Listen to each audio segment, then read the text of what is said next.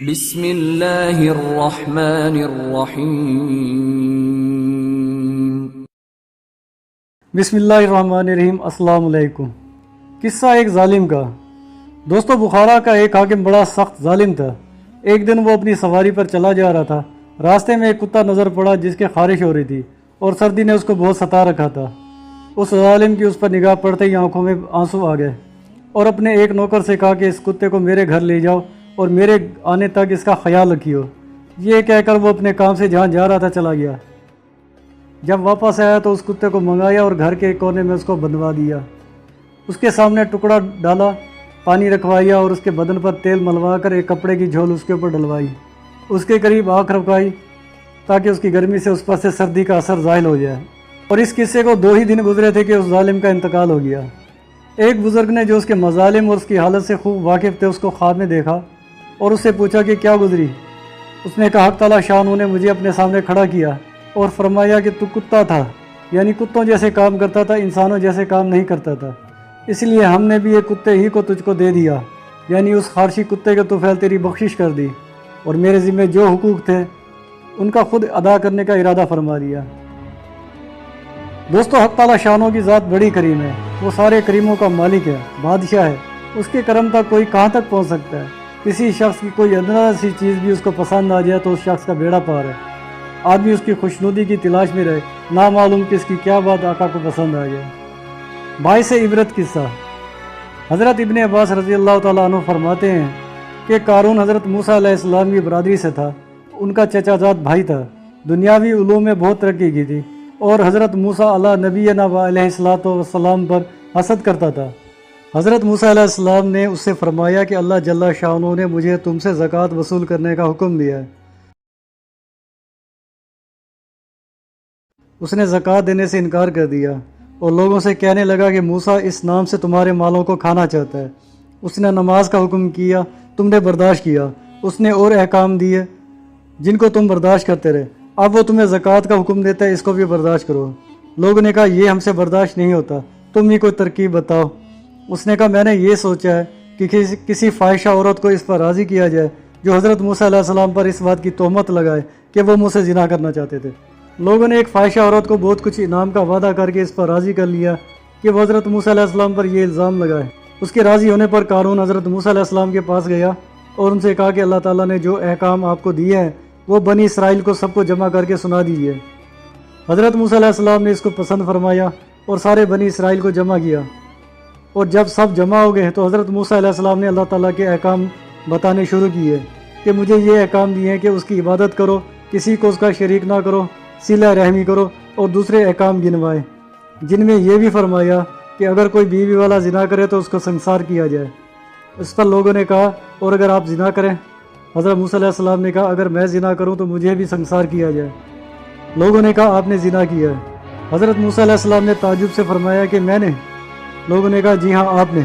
اور یہ کہہ کر اس عورت کو بلا کر اس سے پوچھا کہ تو حضرت موسیٰ علیہ السلام کے متعلق کیا کہتی ہے؟ حضرت موسیٰ علیہ السلام نے بھی اس کو قسم دے کر فرمایا کہ تو کیا کہتی ہے؟ اس عورت نے کہا کہ جب آپ قسم دیتے ہیں تو بات یہ ہے کہ ان لوگوں نے مجھ سے اتنے انعام کا وعدہ کیا ہے کہ میں آپ پر یہ الزام لگاؤں، آپ اس الزام سے بالکل بری ہیں۔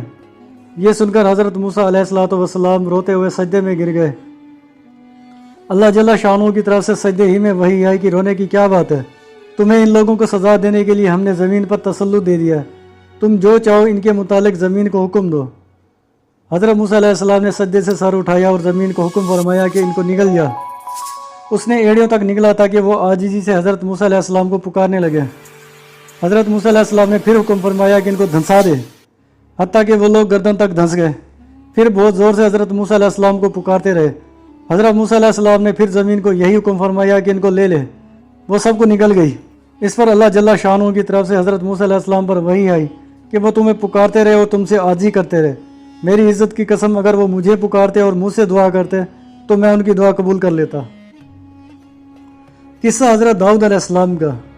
روایت ابو ہریرہ رضی اللہ تعالیٰ عنہ سے کہ فرمایا رسول اللہ صلی اللہ علیہ وآلہ وسلم نے کہ حضرت داؤد علیہ السلام نہایت شرم و حیا والے تھے۔ جب باہر جاتے تو دروازہ بند کر دیتے تھے۔ ایک دن دروازہ بند کر کے نکلے، جب واپس لوٹے اور دروازہ کھولا تو دیکھا گھر کے اندر ایک شخص کھڑا ہے۔ آپ نے پوچھا، تو کون ہے؟ کہا میں وہ شخص ہوں کہ بادشاہوں سے نہیں ڈرتا اور دربار مجھ کو اندر جانے سے نہیں روک سکتے۔ آپ علیہ السلام نے فرمایا واللہ تم ملک الموت ہو، مبارک ہو تم اللہ تعالیٰ کا حکم لائے ہو۔ یہ کہہ کر اسی جگہ چادر اوڑھ کر لیٹ گئے اور ملک الموت نے آپ کی روح قبض کی۔ روایت کے طبرانی نے حضرت حسین رضی اللہ تعالیٰ عنہ سے کہ رسول اللہ صلی اللہ علیہ وآلہ وسلم کے پاس مرض الموت میں جبریل علیہ السلام حال دریافت کرنے کے لیے نازل ہوئے اور پوچھا آپ صلی اللہ علیہ وسلم کا مزاج کیسا ہے؟ فرمایا ہے جبریل مرض کی تکلیف زیادہ ہے۔ اس درمیان میں ملک الموت نے دروازے پر آواز دی اور اندر آنے کی اجازت طلب کی۔ جبریل علیہ السلام نے کہا اے محمد صلی اللہ علیہ وآلہ وسلم یہ ملک الموت ہیں، آپ کے پاس آنے کی اجازت طلب کرتے ہیں۔ اس سے پہلے کسی سے اجازت نہ چاہیے اور آپ کے بعد بھی کسی سے اجازت نہ چاہیں گے۔ آپ نے فرمایا اندر آنے کی اجازت دو۔ جبریل علیہ السلام نے اندر آنے کی اجازت دی۔ ملک الموت سامنے آ کر کھڑے ہوئے اور کہا اللہ تعالیٰ نے مجھ کو آپ صلی اللہ علیہ وسلم کے پاس بھیجا ہے اور مجھ کو حکم دیا کہ آپ کی تابعداری کرو، پس اگر آپ اجازت دیں تو میں آپ کی روح قبض کروں اور اگر اجازت نہ دیں تو قبض نہ کروں گا۔ آپ نے فرمایا اے ملک الموت کیا تم ایسا کر سکو گے؟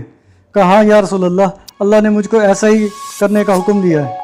پھر جبریل علیہ السلام نے آپ صلی اللہ علیہ وسلم سے کہا یا رسول اللہ تعالیٰ آپ کی ملاقات کا مشتاق ہے۔ پس فرمایا رسول اللہ صلی اللہ علیہ وسلم نے اے ملک الموت اللہ کے حکم کی تعمیل کرو۔ ملک الموت نے آپ صلی اللہ علیہ وسلم کی روح قبض کی۔ جہاں بھی جاؤ موت آ کر رہے گی۔ روایت خسیمہ رضی اللہ تعالیٰ عنہ سے کہ ملک الموت ایک بار حضرت سلیمان علیہ السلام کی مجلس میں آئے اور ایک شخص کی طرف تعجب سے کچھ دیر تک دیکھتے رہے۔ جب ملک الموت چلے گئے تو اس نے حضرت سلیمان علیہ السلام سے پوچھا یہ کون شخص ہے؟ آپ علیہ السلام نے فرمایا ملک الموت۔ اس نے کہا وہ میری طرف اس طرح دیکھتے تھے گویا میری روح قبض کرنے کا ارادہ رکھتے ہو۔ آپ علیہ السلام نے فرمایا تو کیا چاہتا ہے؟ اس نے کہا مجھے آپ ہندوستان میں پہنچا دیجئے۔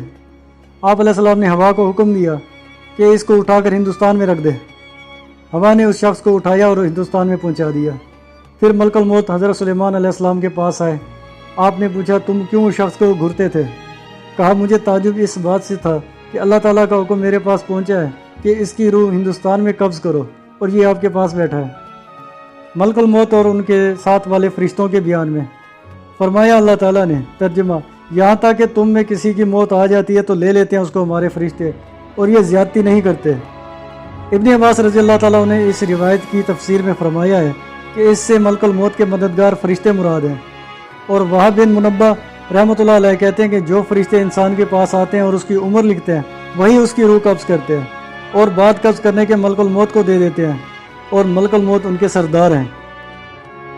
روایت ابو ہریرہ رضی اللہ تعالیٰ عنہ سے کہ جب اللہ تعالیٰ نے آدم علیہ السلام کے پیدا کرنے کا ارادہ کیا تو جو فرشتے عرش اٹھائے ہوئے ہیں ان میں سے ایک کو زمین کی طرف بھیجا کہ کچھ مٹی لائے۔ جب مٹی لینے کا ارادہ کیا تو زمین نے کہا تجھ کو قسم ہے اس ذات پاک کی جس نے تجھ کو بھیجا ہے، مجھ سے مٹی نہ لے کہ کل کے روز اس کو آگ میں جلنا ہوگا۔ فرشتے نے یہ سن کر مٹی نہ لی۔ جب پروردگار کے پاس گیا تو پروردگار نے پوچھا تم کو کس نے میرا حکم بجا لانے سے باز رکھا؟ فرشتے نے عرض کیا خدا بندہ اس نے تیری قسم دی اس لیے میں نے نہیں لیا۔ پھر اللہ تعالیٰ نے دوسرا فرشتہ زمین کی طرف بھیجا، اس کو بھی زمین نے اسی طرح قسم دی، یہاں تک کہ اللہ تعالیٰ نے کل فرشتوں کو ایک ایک کر کے بھیجا اور مٹی لانے سے سب عاجز رہے۔ تب اللہ تعالیٰ نے ملک الموت کو بھیجا۔ ملک الموت نے مٹی لینے کا ارادہ کیا تو زمین نے اسی طرح قسم دی۔ ملک الموت نے کہا جس نے مجھ کو بھیجا ہے اس کا حکم بجا لانا ضروری ہے۔ زمین کے ہر حصے بھلے اور برے سے تھوڑی تھوڑی مٹی لے کر پروردگار کے پاس حاضر ہوئے اور جنت کے پانی سے خمیر کر کے آدم علیہ السلام کا بدن تیار کیا۔ زاری نے بھی ایسی روایت کی ہے اور کہا کہ اول فرشتہ اسرافیل علیہ السلام تھے اور دوسرے فرشتے میکائیل علیہ السلام تھے۔ وما علینا الا البلاغ المبین۔